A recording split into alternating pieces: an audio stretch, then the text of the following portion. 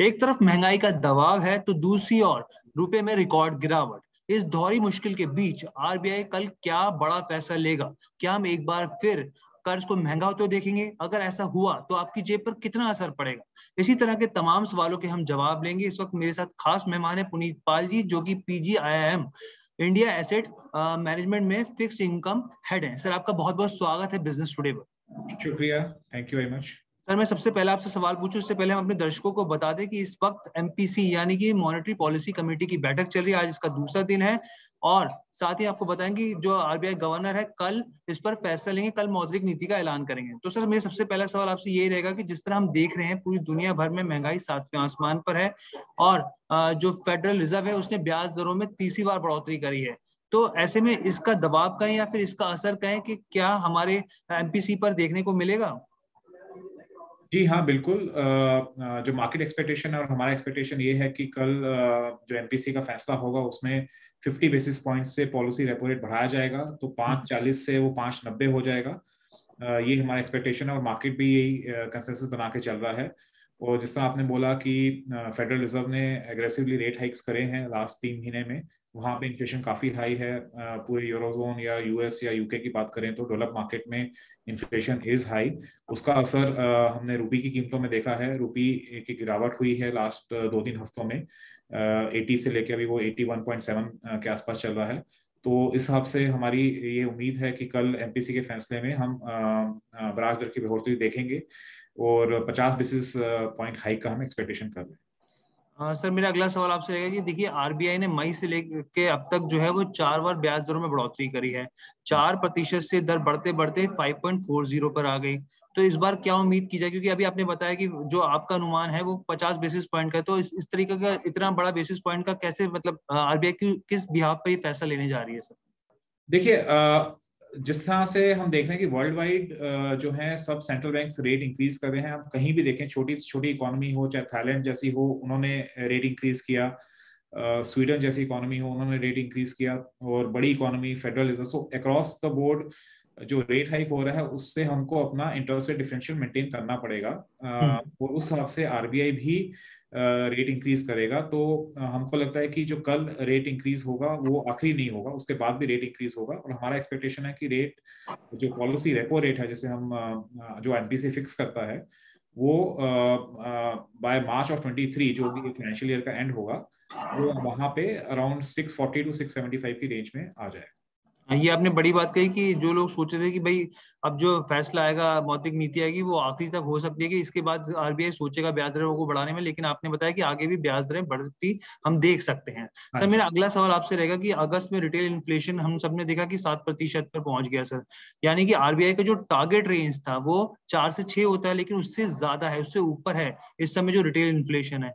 तो ऐसे में सर जो आरबीआई लगातार कोशिश कर रही है, लेकिन वो जो है वो सफल होती क्यों नहीं नजर आ रही है? देखिए, ये इन्फ्लेशन प्रॉब्लम जो है वो सिर्फ भारत का या इंडिया का नहीं है। ये वर्ल्ड वाइड हम देख रहे हैं कि लास्ट 1 साल में और तकरीबन लास्ट 9 महीने में काफी इन्फ्लेशन बढ़ गया है। जैसे कि आपने खुद बोला कि फेडरल रिजर्व ने एग्रेसिवली रेट हाइक करे हैं, उसके बाद भी वहां पे इन्फ्लेशन 8 के ऊपर है। यूरोजोन में इन्फ्लेशन ऊपर है, 9 के ऊपर है। यूके में इन्फ्लेशन ऊपर है। तो ये वर्ल्ड वाइड प्रॉब्लम चल रहा है। ऑब्वियसली जो यूक्रेन क्राइसिस हुआ उसकी वजह से कमोडिटी प्राइस ऊपर गए, लेकिन हमने लास्ट 3 महीने में जून के बाद देखा है कि कमोडिटी प्राइस नीचे आ गए हैं। ऑयल अभी 90 के आसपास, 90 के नीचे चल रहा है। उस हिसाब से हमको लगता है कि इन्फ्लेशन धीरे धीरे नीचे आ जाएगा, बट उसमें थोड़ा टाइम लग सकता है। मे बी अनदर हम 2 क्वार्टर वेट करके देखें तो इन्फ्लेशन नीचे आ जाएगा। और आरबीआई ने जो लास्ट टाइम अपना इन्फ्लेशन फोरकास्ट किया था, वो 6.7 का किया था, और हमको लगता है कि आरबीआई उतने पे ही रखेगा। हालांकि क्रूड का जो उन्होंने अनुमान किया था वो 105 बैरल डॉलर का अनुमान किया था, अब वो 90 के नीचे चल रहा है। बट उस हिसाब से थोड़ा देखें तो थोड़ा रुपी वीक हो गया है। वो थोड़ा इम्पैक्ट कर सकता है। प्लस फूड प्राइसेस में अगर हम सीरियल प्राइसेस की बात करें तो वो अगर हम देखें तो काफी बढ़ गया, अराउंड ईयर ऑन ईयर वो 16% से ऊपर है। तो इन्फ्लेशन का थोड़ा प्रेशर रहेगा, लेकिन धीरे धीरे वो कम हो जाएगा, बिकॉज जो मॉनेटरी पॉलिसी एक्शंस लिए गए हैं, जो फिस्कल स्टेप्स गवर्नमेंट ने उठाए हैं, उनका फर्क पड़ेगा, लेकिन उसमें थोड़ा टाइम लगता है। Fiscal policy and monetary policy will act to bring down inflation, वो थोड़ा कम करेगी इन्फ्लेशन को, लेकिन उसमें थोड़ा टाइम लग जाएगा। तो अगले 6 महीने में ये इन्फ्लेशन जो अभी हम 7 के आसपास देख रहे हैं वो कम होके मे बी 6% के आसपास आ जाएगी। ठीक है सर, आपने एक राहत की खबर दी। मेरा अगला सवाल आपसे ये रहेगा सर कि जैसे हम लोग रुपए की बात करते हैं कि रुपए में हम लोगों ने देखा कि रिकॉर्ड गिरावट देखी, पीछे हम लोग देखते हैं 81 के लेवल को रुपया क्रॉस कर चुका है और 82 के करीब आ गया है। तो ऐसे में सर रुपए की मजबूती बनाए रखना आरबीआई के लिए कितनी बड़ी चुनौती है? देखिए, मैं उसको चुनौती तो नहीं बोलूंगा, उसमें ये है कि डॉलर स्ट्रेंथ काफी ज्यादा है और सिर्फ रुपया वीक नहीं हो रहा है, बाकी सब कंट्रीज की जो करेंसी है वो भी वीक हो रहे हैं।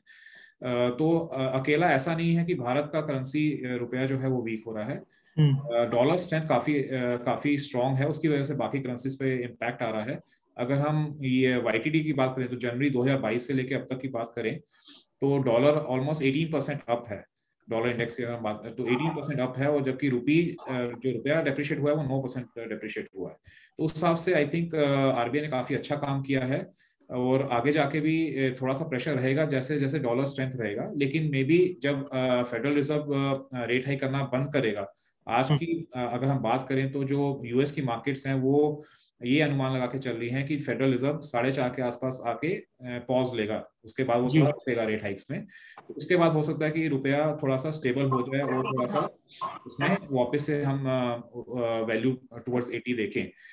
तो ये एक बड़ा कारण है कि डॉलर स्ट्रेंथ है। दूसरा, करंट अकाउंट डेफिसिट हमारा थोड़ा ज्यादा है, लेकिन क्रूड ऑयल जितना कम आया तो उसकी वजह से थोड़ा सा कम आगे जाके उसमें सुधार होने की उम्मीद है।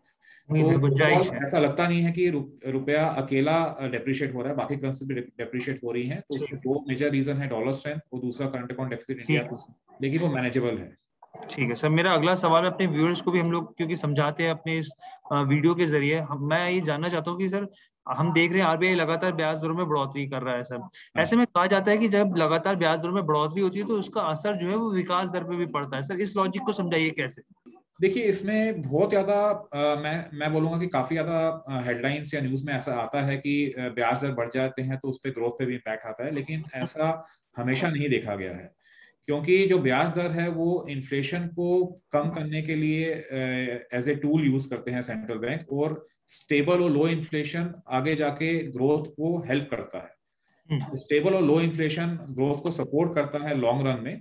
शॉर्ट टर्म में थोड़ा सा इम्पैक्ट आता है बिकॉज आपके ब्याज दर होते हैं तो आपके लोन महंगे हो जाते हैं। आपका बेसिकली ब्याज दर बढ़ने का मतलब है कि आपका जो कॉस्ट ऑफ मनी है वो बढ़ जाता है, तो उससे शॉर्ट टर्म में ग्रोथ पे इम्पैक्ट आता है, लेकिन लॉन्ग टर्म में वो इम्पैक्ट नहीं आता है। Monetary policy action will not impact in the long run on the growth is determined by other factors, not only by interest rates.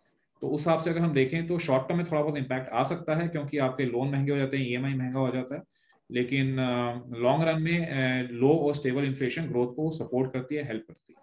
ठीक है सर, मेरा लास्ट आपसे सवाल रहेगा कि सर एक आम व्यूअर के लिए कि जब आरबीआई कल ब्याज दरों में अगर बढ़ोतरी करेगा और ये इसका असर आम इंसान की जेब पर कैसे पड़ेगा, सर इसको समझाइए थोड़ा सा।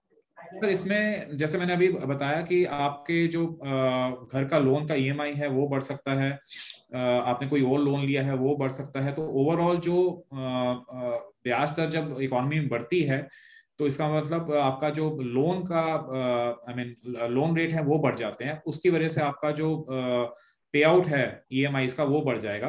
वो सबसे बड़ा इम्पैक्ट तो वहीं पर आता है, डायरेक्ट इम्पैक्ट जो आता है।